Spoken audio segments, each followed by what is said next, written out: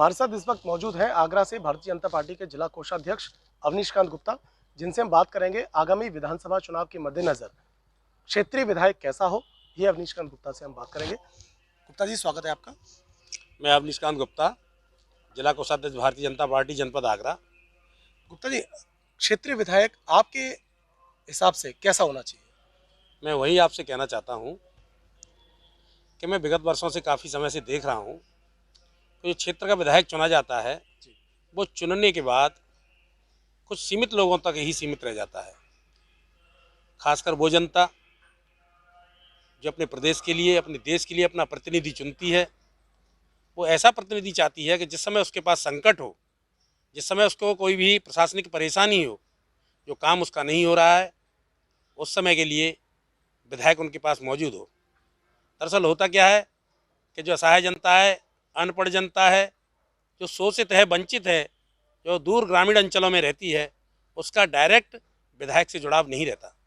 बीच के लोग होते हैं, उनके माध्यम से वो जुड़ना भी चाहती है, तो बीच के लोग गुमराह करते हैं। उनके पास कोई उनका टेलीफोन नंबर नहीं होता, कोई उनका मोबाइल नंबर नहीं होता, और ये भी नहीं मालूम होता कि हमारे विधायक जी हमको अपने निवास पर कब मिलेंगे। तो मेरा मानना तो यही है कि क्षेत्र का विधायक ऐसा हो जो गरीब जनता है, जो ग्रामीण अंचल में रहती है, जो दूर दूर तक रहती है, उनके पास एक किसी मुख्यालय पर, जैसे मैं कहता हूँ जैसे फतेहाबाद विधानसभा क्षेत्र है, यहाँ पर 2 ब्लॉक हैं, एक फतेहाबाद एक शमशाबाद, तो उनको हफ्ते में कम से कम एक बार कैंप एक ब्लॉक में अवश्य करना चाहिए, जहाँ से दूर दराज से आई हुई जनता अपनी समस्याओं को बता सके और उन समस्याओं का निस्तारण हो सके। गुप्ता जी, जिस तरह से अभी हाल ही में कुछ दिनों पहले आपके द्वारा क्षेत्र में पोस्टर लगाए गए जिन पे साफ तौर पर ये लिखा हुआ था कि क्षेत्रीय विधायक कैसा हो, तो कहीं ना कहीं ऐसा लगता है कि जनता से सीधे ये सवाल किया जा रहा है। तो आपको लगता है कि जो जनता का जो जुड़ाव है वो वर्तमान जो विधायक हैं उनसे नहीं हो पा रहा है?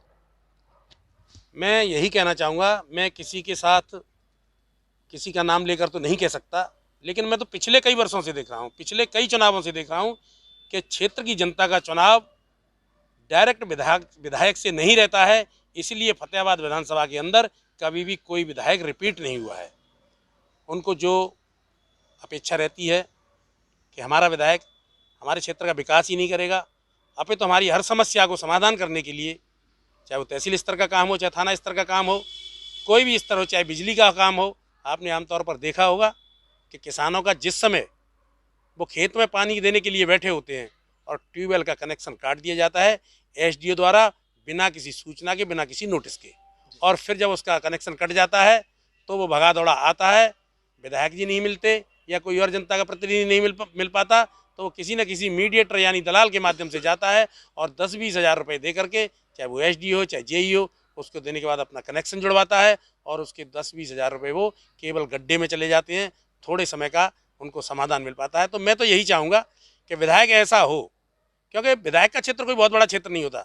मैं सांसद के लिए तो कहना चाहूँगा बहुत बड़ा एरिया होता है, लेकिन विधायक का क्षेत्र इतना बड़ा नहीं होता। अगर वो महीने में अगर 4 दिन भी अपनी विधानसभा के लिए दे सकते हैं तो निसंदेह जो प्रशासन आम जनता के साथ जिस तरह का व्यवहार करता है वो नहीं करेगा, ऐसा मेरा अपना सोचना है। तो ये चूँकि आप अभी हाल ही में 2017 के निकाय चुनाव भी आपने काफ़ी ज़ोर शोर से लड़ा और उस चुनाव में भी आप जीते जीते आप उस कुर्सी तक नहीं पहुंच पाए, लेकिन आपको चुनाव का पूरा अनुभव है। आपको क्या लगता है कि जनता जिस उम्मीद से अपने प्रतिनिधि को चुनना चाहती है और चुनने के बाद में वो प्रतिनिधि जनता से परे हो जाता है, तो कहीं ना कहीं ये जनता के साथ में प्रतिनिधि द्वारा एक विश्वासघात नहीं कह सकते?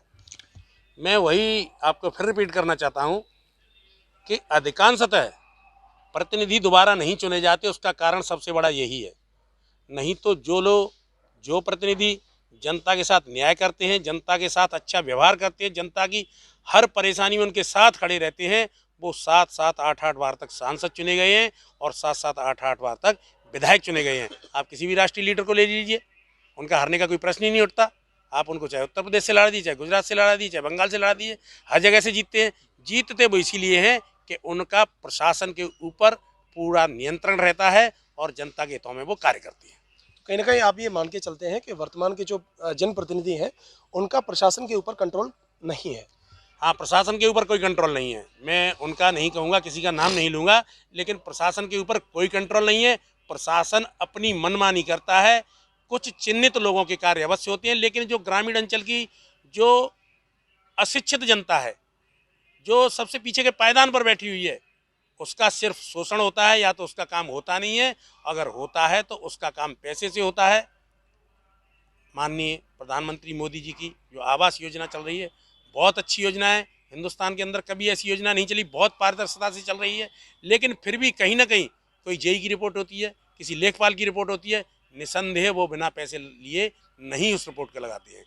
कोई भी काम हो तहसील का, लेखपाल आम जनता का कोई फ़ोन तक नहीं उठाता है, काम करना तो बहुत दूर की बात है। अगर इसमें विधायक का हस्तक्षेप होगा, अगर विधायक इसमें रुचि लेंगे, तो निसंदेह जो प्रशासन में बैठे हुए लोग हैं, जो तहसील में बैठे हुए कर्मचारी हैं, छोटे अधिकारी हैं, वो निसंदेह कहीं ना कहीं बिल्कुल साफ सुथरा काम करेंगे, क्योंकि विधायक को बहुत बड़ी पावर होती है। आम जनता से ये लोग डरने वाले नहीं हैं। कहीं न कहीं क्षेत्र की जनता का ये भी हमेशा से शुरू से शिकायत रही है कि जनप्रतिनिधि जीतने के बाद में जीतने से पहले जब चुनावी जो कैंपेनिंग करते हैं, तब तो वो जनता के बीच में रहते हैं और जनता से जब वोट मांगते हैं और लगातार वो जनता से इस बात का आश्वासन देते हैं कि हम आपके बीच में लगातार रहेंगे। लेकिन जीतने के बाद में वो अपना जो निवास है, वो कहीं न कहीं उस क्षेत्र से दूर जाकर बसा लेते हैं, जिसका खामियाजा जनता को भुगतना पड़ता है। लगातार ऐसा होता नहीं है कि जनता अपना समय निकाल के वहाँ पर जा पाए। तो इस विषय पर आप क्या कहना चाहते हैं कि जनप्रतिनिधि को जनता के बीच में रहने का जो वादा करते हैं, वो फिर दूर जाके रहते हैं, तो उसका भी कहीं न कहीं आप फैक्टर या फ़र्क देखते हैं जनता की और विधायक के बीच में दूरी का? मैं वही तो कह रहा हूँ, मैंने आपको पहले भी कहा कि कोई भी विधायक जिस तहसील का है उसमें न रह करके उस जिले में रहता है। शहर में उनका आवास है, वहाँ आवास तक हर जनता के व्यक्ति का पहुंचना मुमकिन नहीं है। अगर यही विधायक, जैसे किसी भी विधानसभा में, जैसे मैंने आपको पहले भी बताया, अधिक से अधिक 2 ब्लॉक हुआ करते हैं, अगर हफ्ते में ब्लॉक पर एक कैंप लगाया जाए, वहाँ जन समस्याएं सुनी जाएं और उन सक्षम अधिकारियों को साथ बिठाल करके उनका निस्तारण किया जाए, तो निसंदेह ये प्रक्रिया जनता को भी बहुत अच्छी लगेगी और सारे कार्य बहुत अच्छी तरह से सकुशल हो सकेंगे। इसमें होता क्या है, जब विधायक का कोई संपर्क नहीं होता तो जो अधिकारी हैं वो अपनी मनमानी करते हैं। विधायक के सामने कुछ कहते हैं और जनता के सामने कुछ कहते हैं। जनता की फाइल को टेबल पर रखे रहने देते हैं और विधायक के सामने ये कहते हैं कि आपका काम कल हो जाएगा, कि आपका काम परसों हो जाएगा। अगर निरंतर कोऑर्डिनेशन रहेगा, निरंतर आम जनता के सामने बात रहेगी, तो जनता ये कहेगी कि मैं फलां अधिकारी के पास गया और उसने मेरी फाइल को न रिलीज़ किया, ना ही उस पर कोई जवाब लिखा। अगर विधायक सामने रहेंगे तो किसी भी अधिकारी की ऐसी हिम्मत नहीं होगी, क्योंकि विधायक की ताकत जनता होती है और जनता, मैं कहूँगा, प्रजातंत्र में सबसे बड़ी ताकत है। अगर जनता साथ है, और जनता साथ जभी तक रह पाती है जब विधायक या जो जनता के प्रतिनिधि हैं वो आम पब्लिक के बीच बैठते हैं। नेताजी, क्षेत्र में पोस्टर लगाने का क्या उद्देश्य है? मेरा उद्देश्य, मैं जनता की सेवा करना चाहता हूँ। मैंने पहले भी नगर पालिका अध्यक्ष पद का चुनाव लड़ा, आपको मालूम है मैं किन परिस्थितियों और कैसे हार गया। वहाँ पर भी कुछ न कुछ ऐसी खामियां रहीं, प्रशासन ने क्या किया क्या नहीं किया सब लोगों को मालूम है, और मैं जनता की सेवा करना चाहता हूँ, इसीलिए मैंने पोस्टर लगाए हैं। और कहीं ना कहीं भारतीय जनता पार्टी मुझे चुनाव लड़ाने का मन करती है, तो मैं चुनाव निसंदेह पूरी ताकत के साथ और पूरी ईमानदारी के साथ लड़ूंगा। अगर भारतीय जनता पार्टी किसी और को भी चुनाव लड़ाती है तो मैं उनके लिए भी तन मन धन से पूरी तरह सक्रिय रह के पार्टी के लिए काम करूंगा। मैं पार्टी का एक ईमानदार सिपाही हूं और मेरा पूरा जीवन भारतीय जनता पार्टी के लिए समर्पित है। तो कहीं न कहीं अगर पार्टी आप पर भरोसा करती है तो आप विधानसभा का चुनाव लड़ने के लिए तैयार हैं? बिल्कुल, मैं पार्टी किसी भी जिम्मेदारी को मुझे देना चाहेगी, चाहे वो चुनाव हो, चाहे संगठन का कोई कार्य हो, जो भी कार्य के लिए मुझे जिम्मेदारी दी उसको मैं पूरी निष्ठा और ईमानदारी के साथ अपने तन मन से करूँगा। नेताजी, जनप्रतिनिधि होने के नाते आप विधानसभा क्षेत्र में सबसे बड़ी समस्या क्या देखते हैं? मैंने बताया ना, सबसे बड़ी समस्या क्या है कि जो हमारी राज्य सरकारें, केंद्र की सरकारें बड़ी बड़ी योजनाएं लाती हैं, जिन योजनाओं से पूरे राष्ट्र का कायाकल्प हो सकता है, अगर हम उन्हीं योजनाओं को ज़मीन पर उतार दें, पूरी तरह से ईमानदारी से लागू कर दें, तो देश का कायाकल्प हो सकता है। और उसी के लिए जनता के प्रतिनिधि चुने जाते हैं कि जो प्रदेश की या राज्य सरकार की या केंद्र सरकार की जो भी योजनाएं आती हैं उनको अधिकारियों के साथ बैठ करके, जनता के साथ बैठ करके आपसी समन्वय बना करके पूरे ईमानदारी से लागू किया जाए। आपने अभी देखा होगा हमारे प्रदेश में जो मुख्यमंत्री हैं, निसंदेह उनकी जो कार्य करने की शैली है, जो कार्य करने का उनका तरीका है, पिछले 5 वर्ष में 4.5 वर्ष में प्रदेश का कायाकल्प हुआ है। गुंडे जमींदोज हुए हैं, भूमिगत हो गए हैं। अभी आपने देखा होगा 2 दिन पहले ही की बात है, नकल माफिया को अंदर किया गया है। पूरी तरह से जो गुंडे हैं कहीं दिखाई नहीं दे रहे हैं। ऐसे ही अगर विधायक जो 325 विधायक चुने गए हैं, उन 325 विधायक भी इसी प्रकार से लग जाएं जैसे हमारे मुख्यमंत्री कर रहे हैं, तो निसंदेह उत्तर प्रदेश उत्तम प्रदेश नहीं होगा, बहुत ही खुशहाल प्रदेश होगा, जैसी कि हमारी माननीय योगी आदित्यनाथ जी की मंशा है। पूरे प्रदेश में कानून पूरी तरह से लागू हो रहा है। कहीं भी कोई भी घटनाक्रम ऐसा नहीं होता है जिसमें राज्य सरकार कहीं कोई किसी चीज़ की अनदेखी करे कि यहाँ पर कानून लागू होना चाहिए और वहाँ कानून पूरी तरह से काम नहीं कर रहा हो। नेताजी, वर्तमान विधायक ने क्षेत्र में 1100 करोड़ के विकास कराने के दावे किए हैं। इन विकासों के जो दावे हैं उनको आप किस तरह से देखते हैं? देखो, दावों की बात है, जहाँ तक मैं उन्होंने कैसे दावे किए मैं ये नहीं कह सकता।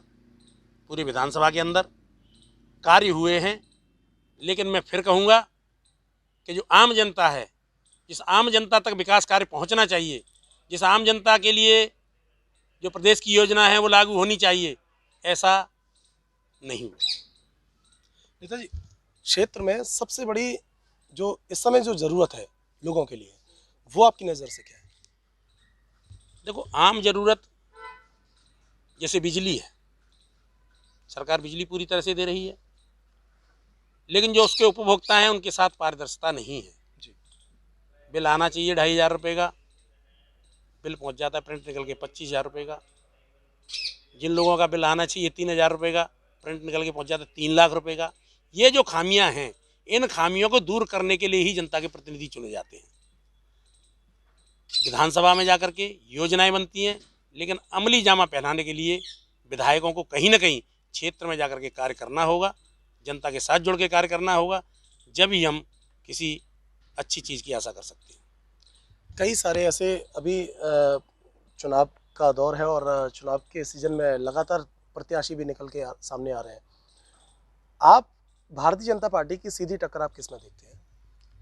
देखो, जहाँ तक टक्कर की बात है, मैं पूरे प्रदेश की तो नहीं कह रहा, लेकिन मैं आगरा जनपद का कोषाध्यक्ष होने के नाते कह रहा हूँ, हमारी भारतीय जनता पार्टी के प्रत्याशियों से या हमारी भारतीय जनता पार्टी से किसी की टक्कर है ही नहीं। पहले हम 9 विधानसभा जीते थे, अब की बार भी प्रचंड बहुमत से 9 विधानसभा जीतेंगे, क्योंकि हमारे जो ऊपर के शीर्ष नेतृत्व में जो नेतागण बैठे हुए हैं, उनकी बहुत सोच दूरदृष्टि वाली है। वो अच्छे लोगों को ही टिकट देंगे और निसंदेह भारतीय जनता पार्टी एक बार फिर 325 से अधिक सीटें ला करके पूरे प्रदेश में परचम लहराएगी और माननीय योगी आदित्यनाथ जी एक बार फिर इस कुर्सी को सुशोभित करेंगे। 325 सीटों से भी ऊपर आप ये दावा कर रहे हैं। आपको लगता है ऐसे जो किसानों का लगातार जो आंदोलन रहा, उस विरोध के बावजूद भी 325 से ऊपर सीटें आ सकती हैं? देखो, ये लोकतंत्र है, प्रजातंत्र है। किसी भी कानून का कहीं ना कहीं कोई तबका विरोध करता है, लेकिन आप उसको उस तरीके से देखें कि किसानों ने विरोध किया तो भारतीय जनता पार्टी के नेताओं ने उनके साथ बैठकें भी की, उनकी बात का समुचित जवाब दिया। इससे पहले आपने देखा होगा कांग्रेस के शासनकाल में जब अन्ना हजारे का आंदोलन चला था तो आंदोलनकारियों पर लाठियां बरसाई गई थी, लेकिन भारतीय जनता पार्टी ने आंदोलनकारियों की बात सुनी है, कानून को वापस भी लिया है और फिर कैसे लागू होगा ये शीर्ष नेतृत्व के नेताओं के हाथ में है कि उसको कैसे लागू और उसमें क्या फेरबदल किया जाएगा। लेकिन ये भारतीय जनता पार्टी है, आम जनता की बात सुनती है, पीड़ित लोगों की बात सुनती है, उसके बाद किसी निष्कर्ष पर पहुँचती है।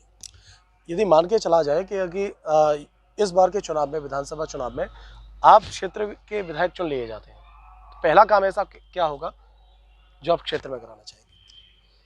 सबसे पहले मैंने जो आपको कहा है, मेरे बैनर पर भी लिखा हुआ है, पूरी तहसील के अंदर, पूरी विधानसभा के अंदर से इस भ्रष्टाचार को खत्म करने की कोशिश करूंगा। उसके पीछे मेरी ताकत होगी, मेरी पार्टी और मेरी जनता। कहीं कोई 100 रुपये रिश्वत लेने की कोशिश नहीं करेगा।